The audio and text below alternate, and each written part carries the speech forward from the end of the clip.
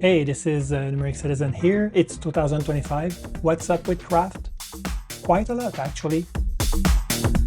The year 2025 started with a public announcement from the craft team about making the year of the user experience improvements. The intention is to fix a lot of issues related to search, image handling, collection, tasks, management, and quite a few more things.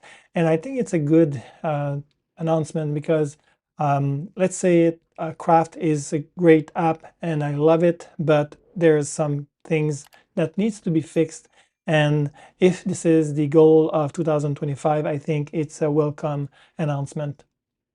What was the first thing that the Craft team fixed to start the 2025 year?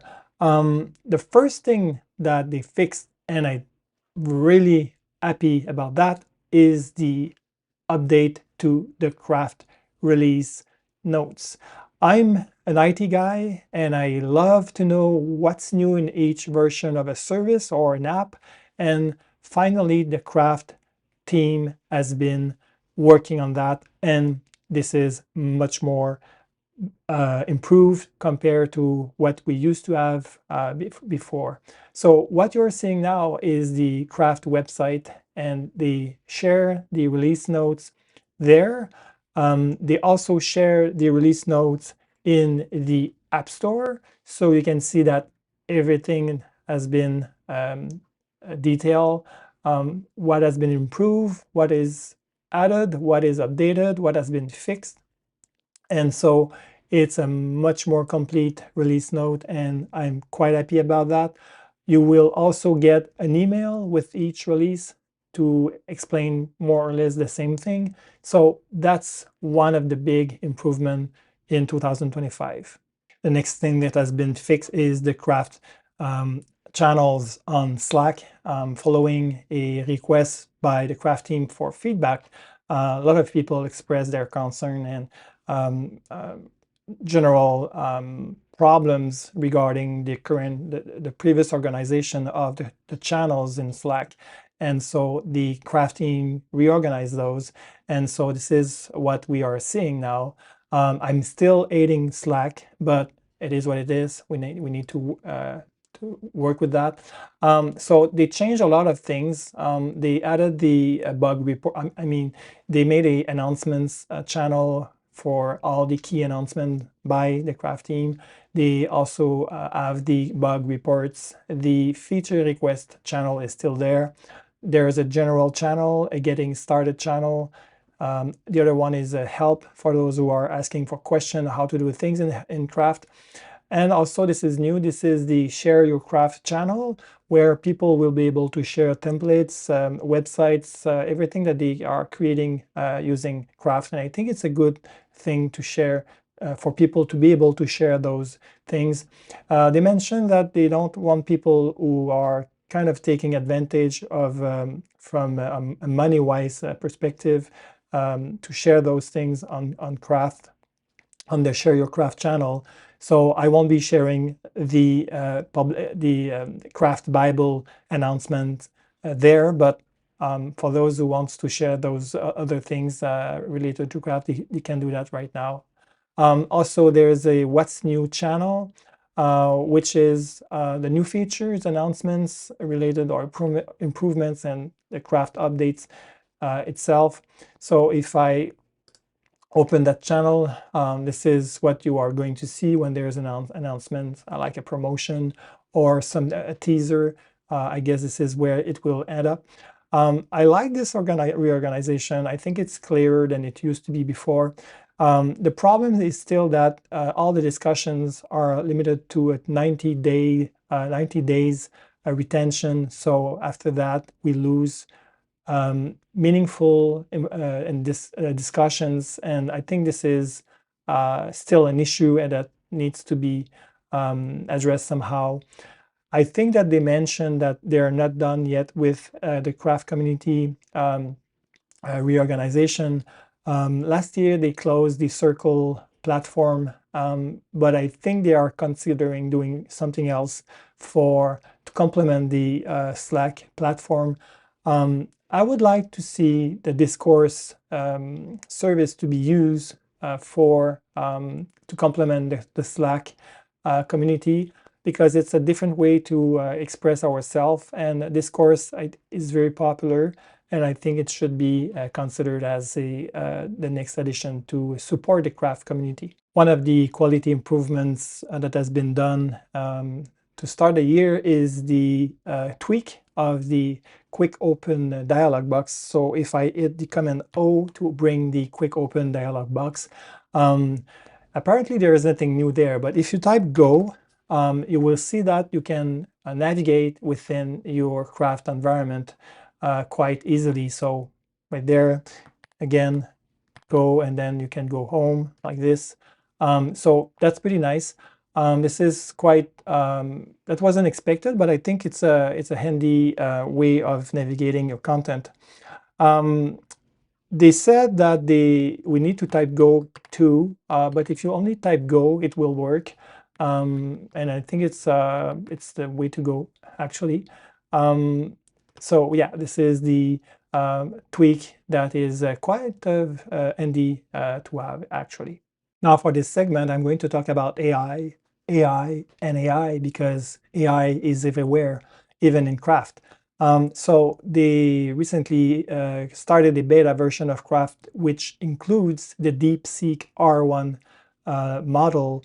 And the interesting thing about that is that they are providing the model to be included within the craft environment. So after the initial download of the model, which takes about 1 gigabyte or 1.5 gigabyte of storage on your device, once the download has been completed, you are completely on your own, and you don't have to use the internet connection in order to prompt the assistant. So what I did for this segment is to show you the actual CPU usage of my Macintosh. It's a M4 Mac Mini. It's a M4 Pro Mac Mini with 25 gigabyte of RAM. And the model has been downloaded already. So what I'm going to do is to kind of use do some prompting against one of my articles that I have shared on my blog to see how it works and compare that to the ChatGPT model instead. So I have this document here. It's a very short article. So I'm going to invoke the assistant there. Make sure that I'm using the right model. So right now this is the DeepSeek R1, which I think it says 1.5B. I think it's for 1.5 billion parameters. So this is run locally. So I'm going to do something very simple, which is suggest titles for this article. So I'm going to wait for that. So the thing that is weird here is that you saw a first pass of text kind of appearing in the window, and then it disappears. And then I have the answer to my request, which was suggest titles. So I'm going to insert that and have a look into this. This is not what I was expecting, actually. It's quite long, and this is not a list of suggested titles. So I'm going to delete that and start again. But this time I'm going to use the ChatGPT instead. So I'm going to start the assistant, select the right model here, and do the same thing. I'm going to suggest titles right there. So as you can see, the response is rather fast and to the point. So if I'm just inserting that, this is the response that I'm getting. I'm not sure if this is a bug in the current implementation of the integration of the DeepSeek model within Craft, but there's something wrong with that. So I'm going to try something else.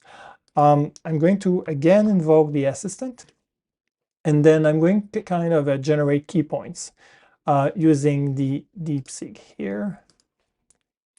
So I'm thinking, and you kind of quickly see that it is reasoning right now. And then the answer comes back. So I'm going to insert that. That's the key point.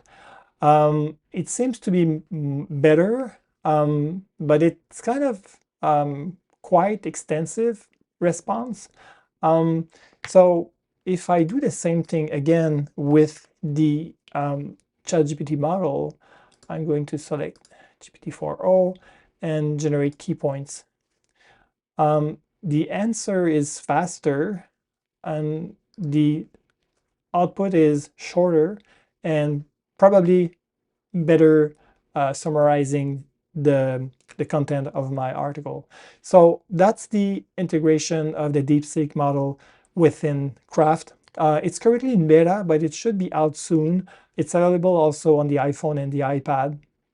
I'm not sure about the web though, but I would think that it might not be available on the web because the idea here is to be able to use the DeepSeek model, but without sending data to the Chinese government, because I think this is what's happening right now. The other thing that I want to mention regarding the integration of generative AI into Craft is that my expectation is that the crafting generalize this concept of adding more models, but also they should provide a way to allow users who are paying for like ChatGPT and use their ChatGPT API keys in order to kind of prompt directly to ChatGPT with our own accounts instead of kind of sandboxing the AI model within Craft. So this is something that I would prefer in the long run. And the integration of the DeepSeek model is, for me, it was surprising to see that to come so fast because I think there's a lot of buzz regarding this model for many reasons. But one of the things that needs to be considered is that DeepSeek is made by the Chinese engineers, and I think they are influenced by the Chinese government because when you are asking some questions related to the Chinese history of past events, this is being the answers you will get are fake and they are kind of they are twisting the reality, and I think this is wrong. And for that reason, I would expect that some people would kind of refrain themselves before integrating this type of model into products and services. But I mean, this is what it is. It's not perfect, and I think there's some issues right now with the use of the DeepSeek model, the way it is behaving right now. It might be fixed. I already sent feedback regarding this behavior where you see all the reasoning appearing fast in the window and then disappearing. And by the way, I would like to see the reasoning text and the results to be available after the prompt has been answered. And so we might see that in a future release or a future version of the beta of this integration. I kind of forgot to mention about those graphs here. What I'm going to do again is to invoke the assistant here, and I'm going to ask him to rewrite this article. So rewrite this article and add the notion of using the open web for sharing photos. So as soon as I'm going to hit the enter key, pay attention to the GPU graph here, which should spike a bit. It's a fast machine. The M4 Pro processor is a beast, but we should see the graph accordingly to the demand on the GPU. So I'm going to enter that, and we should see a spike here. But the answer is already done, and the spike is one line, so it's pretty fast. But if you're using a older generation of the Apple Silicon, like a M1, of course the answer will take a little bit more time, but you can see that the AI is really depending on the GPU of your machine. Now I want to turn my attention on the Reddit community, where there's a post by Wilson, and it's about the file organization system in Craft. This post is gaining a lot of traction, and it seems that a lot of people are actually agreeing about what is being written. And myself, I posted my answer to that. What the guy is saying is that the way we organize documents in Craft is a mess. This is not my words, this is his words. And he starts by saying that the first thing is that at the beginning of Craft, there was the only way to organize documents was to use folders. And this is a pretty basic way of organizing content in a computing system. And then came the notion of a subpage. And I think the notion of subpage is one of the many things that could be rather easily fixed just by changing the way we refer to them. As you already know, probably the page inside a document is actually a document itself. The only thing that we don't get when we are creating pages inside a document, one of the things is that you won't be able to star an individual page in the document. And also there's this thing where there's a snapshot that is created from time to time when you are working inside a document. And if you want to come back to a previous version of a document, then you will use a previous snapshot of this document. The problem is that this feature is not really available at the page level. It means that if you want to restore the content of a single page within a document, then you have to restore the containing document itself. And it might lead to undoing some important work within your environment and eventually some data lost.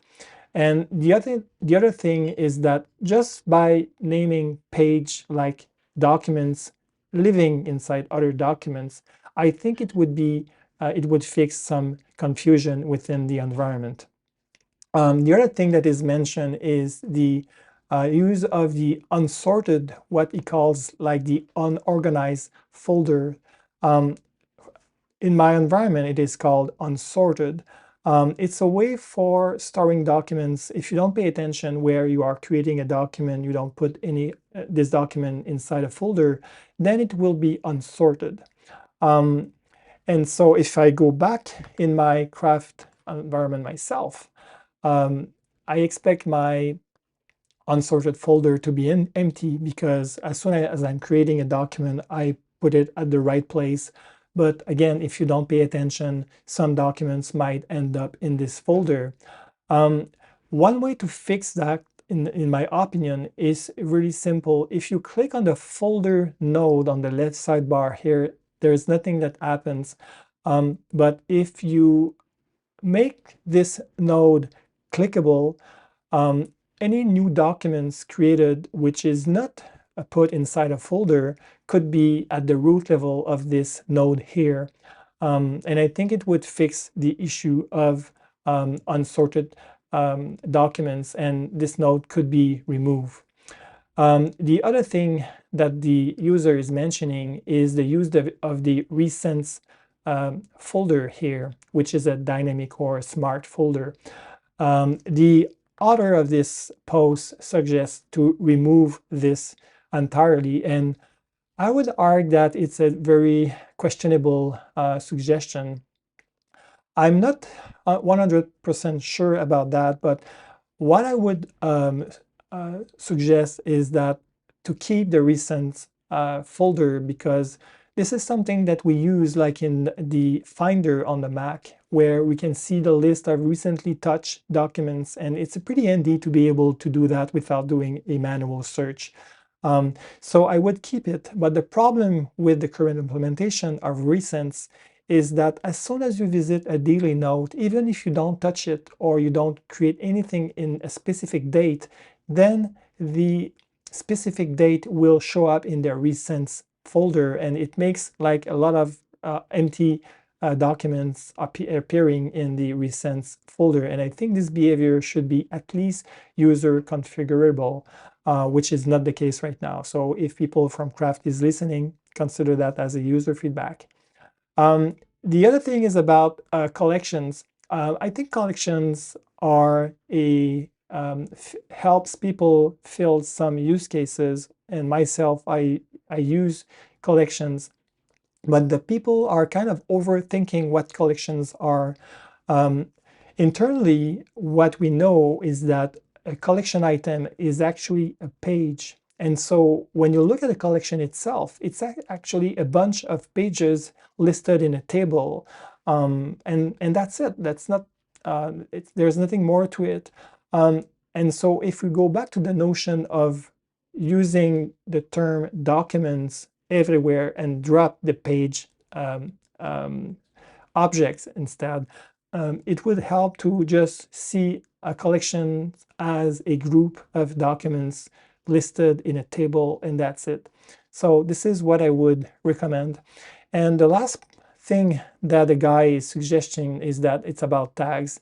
And I agree with him that before introducing tags, I think there is some things that needs to be fixed first, and those are the things that I just mentioned that should be fixed before introducing tags, because this is going to introduce another level of organization inside Craft, and this could be messy for some people. And when I look at the thread, like 5 minutes ago, Victor from Craft answered exactly what I'm saying, is that they want to take their time to introduce tags, and for that they will spend some time on fixing those issues that I'm mentioning and that the original author of posters is bringing to for discussion. So this is what I wanted to share about this thread, because I think those discussions are needed and they are helping shape the future of Craft.